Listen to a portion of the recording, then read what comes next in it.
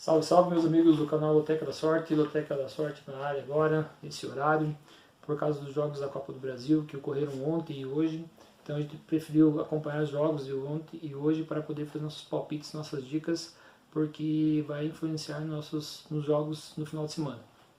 Quero agradecer aos nossos inscritos, um abraço para todos os inscritos, agradeço por estar acompanhando e prestigiando o nosso trabalho. Peço que a galera que esteja acompanhando nossos palpites que possa se inscrever para receber nossos palpites, nossas dicas, para auxiliar vocês na montagem dos seus jogos. Lembrando que são nossos palpites e nossas dicas, são o que a gente acredita, estudando, que possa acontecer nos jogos.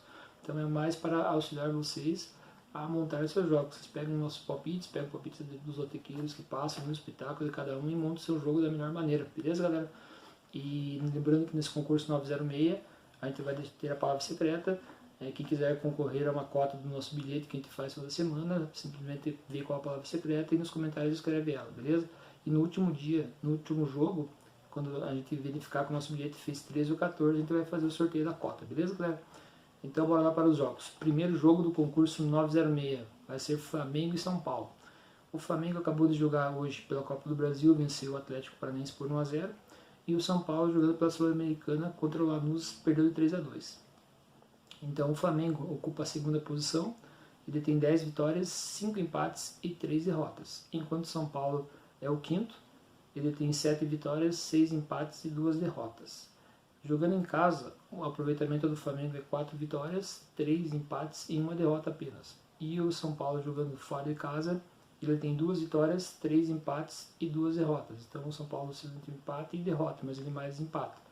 Só que o São Paulo jogou hoje pela Sul-Americana na Argentina, no domingo ele vai jogar contra o Flamengo e na quarta tem esse jogo decisivo contra o Lanús, que se ele quiser passar de fase ele vai ter que vencer o jogo por 2 gols de diferença.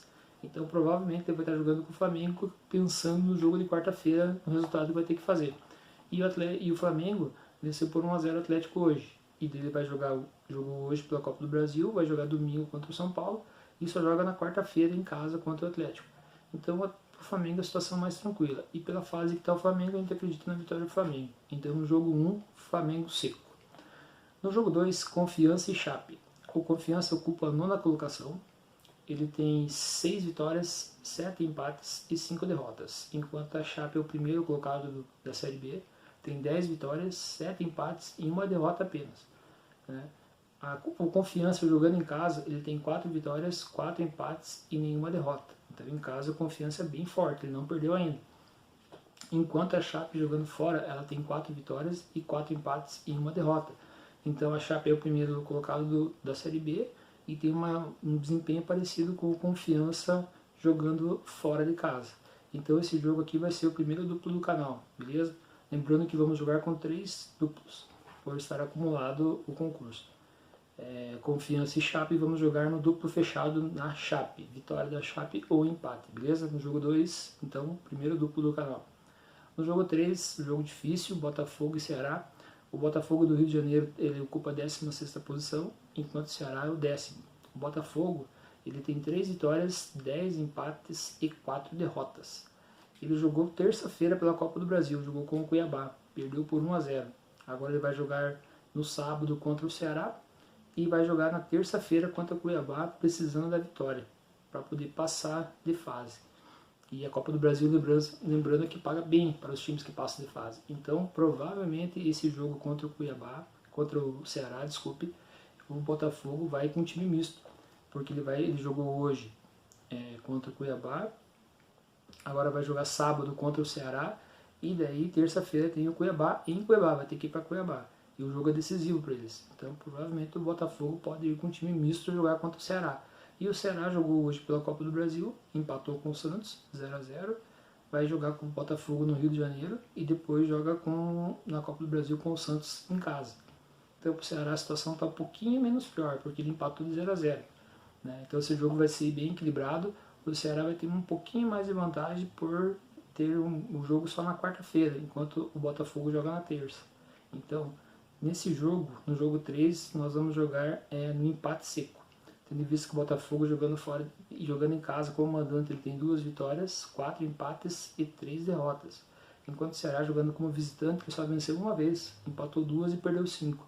Então o Ceará como visitante ele não tem uma boa campanha. E em compensação, o Botafogo como mandante também empata bastante. Então a gente no jogo 13 vamos optar pelo empate, beleza?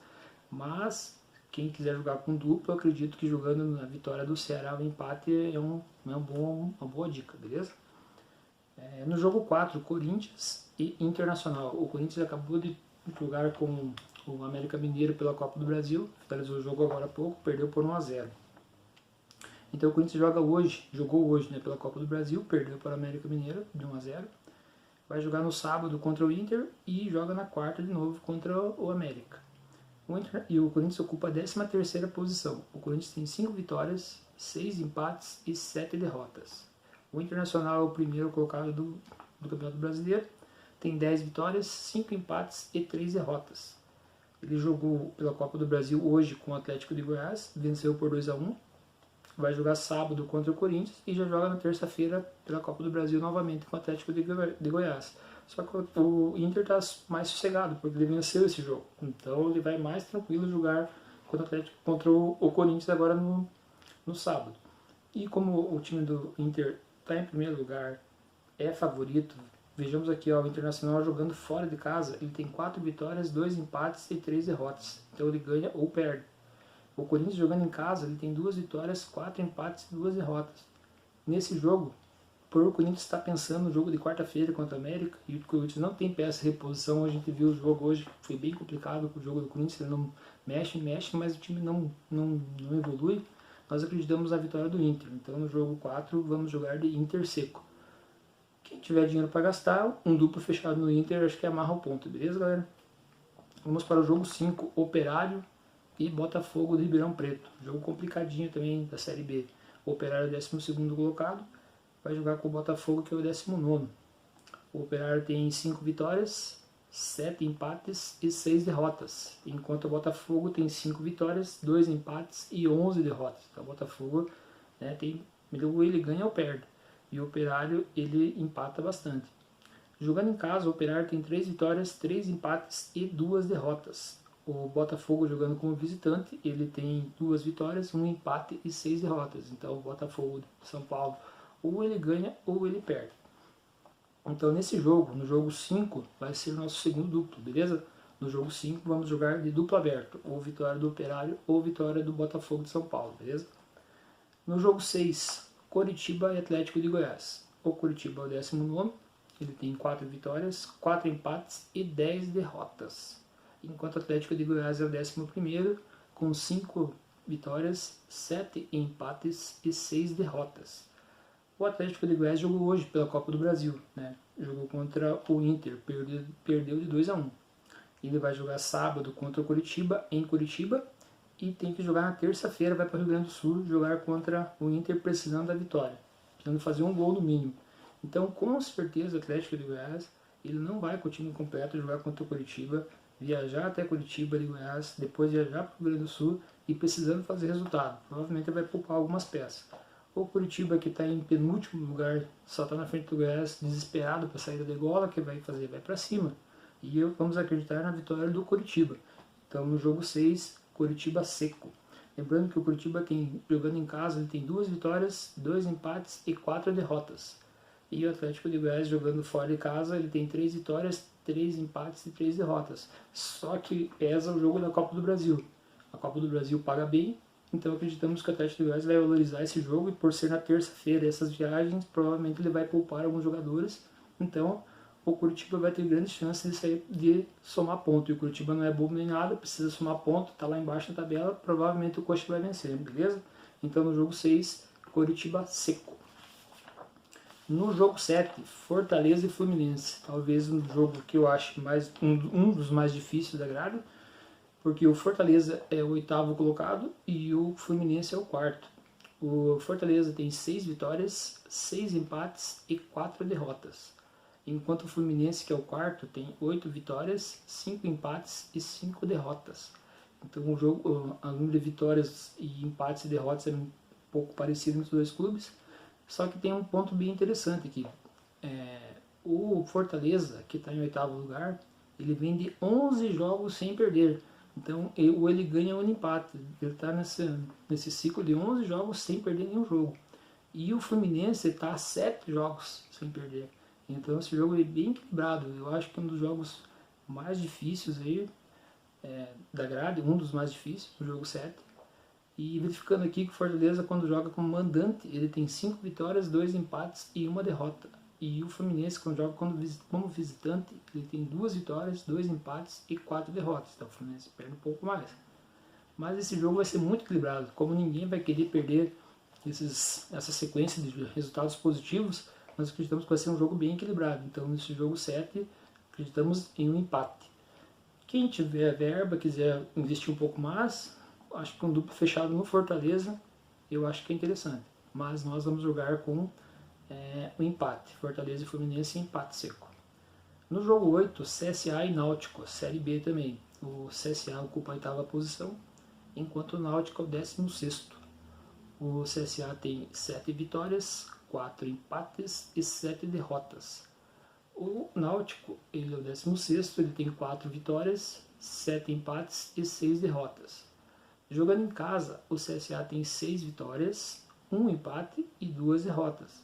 E o Náutico, jogando fora de casa, ele tem 2 vitórias, 2 empates e 4 derrotas. Então o Náutico, jogando fora de casa, ele perde um pouco mais do que ele empata ou ganha. E o CSA em casa, ele só perdeu 2, ganhou 6. Então ele tem um favoritismo. Ele está em 8º e o Náutico em 6º. E ele acabou empatando com a Chape agora, no jogo passado, que é o primeiro colocado. Então acreditamos aí no jogo 8, na vitória do CSA. Então o jogo 8, CSA seco. O jogo 9, Cuiabá e CRB. O Cuiabá é o 3º colocado do grupo, na Série B. O CRB é o 7º. O Cuiabá tem 9 vitórias, 6 empates e 3 derrotas. Enquanto o CRB tem 7 vitórias, 5 empates e 6 derrotas. Só que o Cuiabá tem jogo pela Copa do Brasil. Ele jogou contra o Botafogo ontem, venceu de 1-0. Ele vai jogar sábado contra o CRB, que não jogou, folgou a semana, está descansado, e joga na terça contra o Botafogo em casa. Ele tem a vantagem que ele venceu de 1-0. Provavelmente ele vai poupar alguns jogadores também. E o CRB não vai poupar ninguém. Então, nesse jogo, acreditamos no jogo 9 no empate, porque analisando os jogos do Cuiabá como mandante, ele tem 6 vitórias, 3 empates e nenhuma derrota. E o CRB como visitante, ele tem 2 vitórias, 2 empates e 5 derrotas. Então o favorito, mesmo jogando com time misto, é o Cuiabá. Eu acredito que o Cuiabá não deva perder para o CRB, mas por poupar alguns jogadores, pode ser que ele empate esse jogo. Então, no jogo 9, empate seco.